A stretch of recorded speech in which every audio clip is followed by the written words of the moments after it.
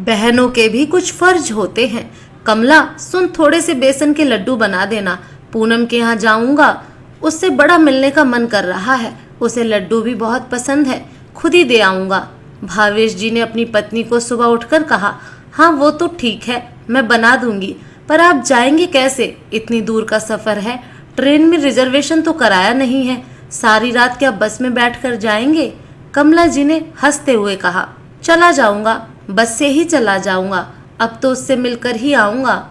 लड्डू तैयार कर लेना, मैं दुकान छोटू को संभला कर आता हूँ, मेरा बैग भी तैयार कर देना, दोपहर को निकल जाऊंगा। वो बाइक की चाबी उठाते हुए बोले, लेकिन दोपहर को तो इतनी धूप होती है, पूरी दोपहर बस धूप में तपेगी, उसमें बैठकर कैसे जाओगे?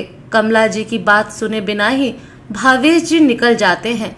दुकान पर पहुंचकर वो छोटे को सारे दिशा निर्देश देते हैं कि मेरे बिना 2 दिन तुझे दुकान कैसे संभालनी है और ग्राहकों को कैसे सामान देना है, और दोपहर को लड्डू लेकर अपनी छोटी बहन से मिलने को निकल जाते हैं।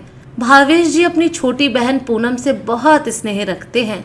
एक सड़क दुर्घटना में अपने माता पिता को खोने के बाद वो ही अब पूनम के माता पिता बनकर रह गए थे। उन्होंने ही पूनम को पढ़ाया और उसकी देखभाल की, एक अच्छा घर देखकर शादी भी कर दी।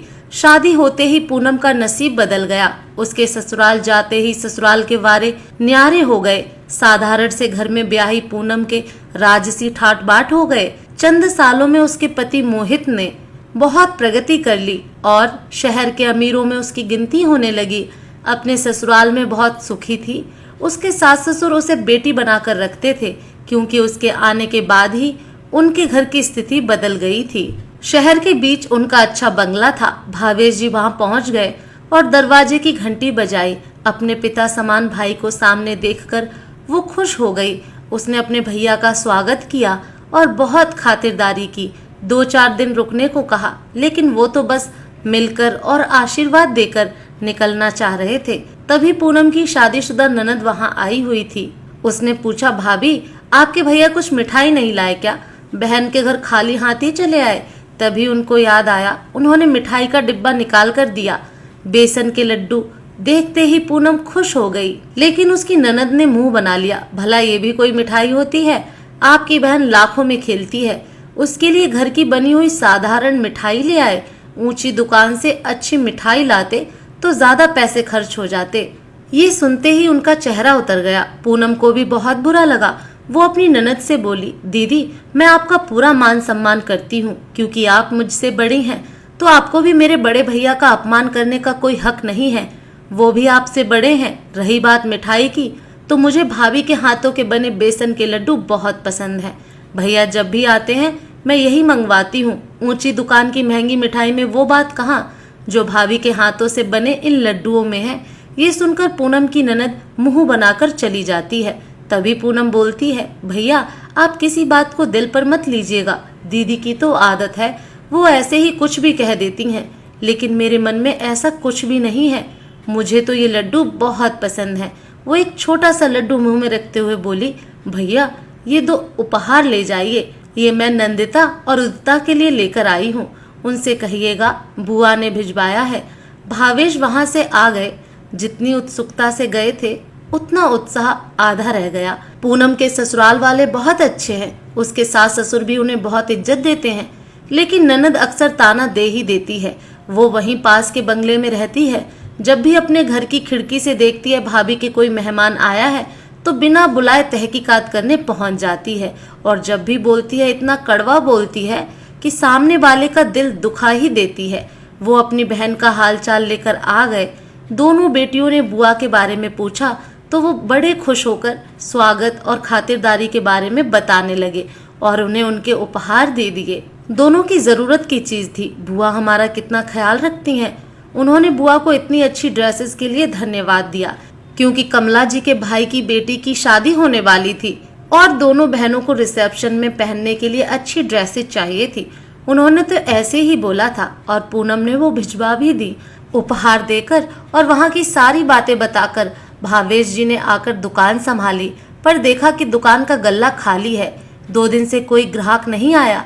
दिन भर दुकान पर रहकर रात को घर आए तो देखा कमला जी अभी भी उनका इंतजार कर रही थी।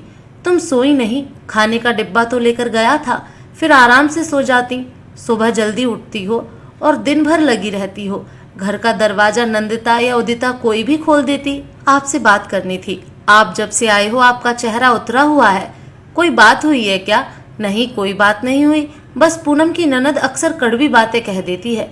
खैर छोड़ो, अब मायके जाने की तैयारी कर लो।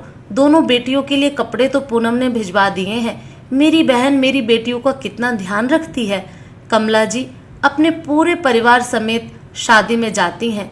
वहां से लौटते वक्त उनकी बस का एक्सीडेंट हो जाता है। भावेश जी को गंभीर चोट आती है। उनकी रीढ़ की हड्डी टूट जाती है और वो बिस्तर पर आ जाते हैं। उधर छोटू दुकान का आधे से ज्यादा सामान गायब करके भाग जाता है। दुकान पर ग्राहक आना कम कर देते हैं।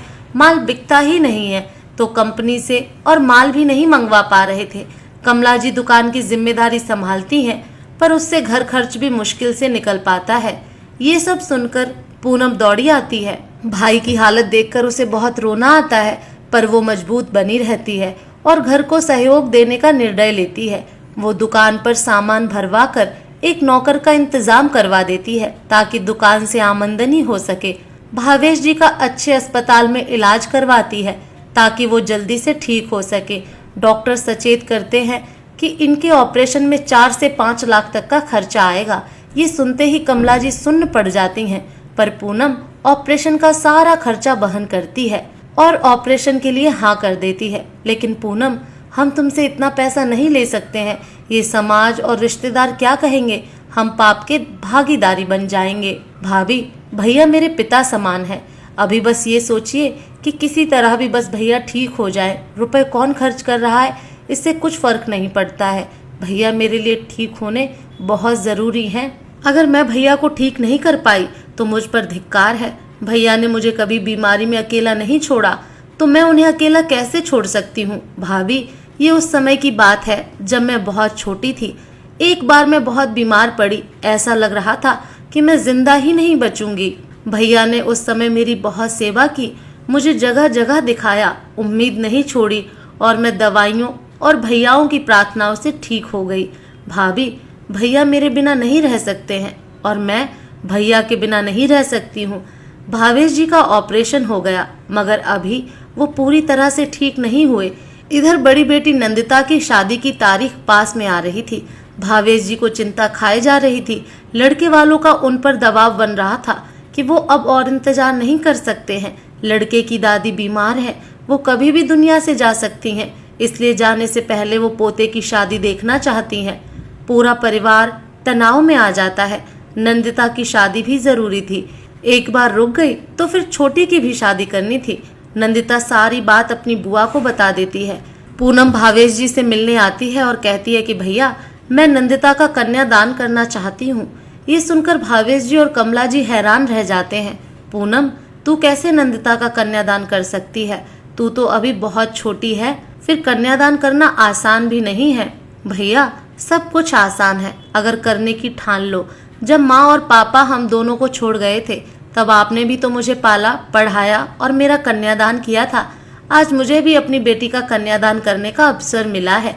ये पुण्य का काम मुझे करने दीजिए। मैं समझ गया, तुझे लग रहा है अभी तेरा भैया लाचार है, बीमार है, तो तू मेरी मदद करना चाहती है, मेरा बोझ हल्का करना चाहती है, कन्यादान के बहाने शादी में पैसा लगाना चाहती है। पर मैं अब तेरी और मदद नहीं ले सकता हूँ।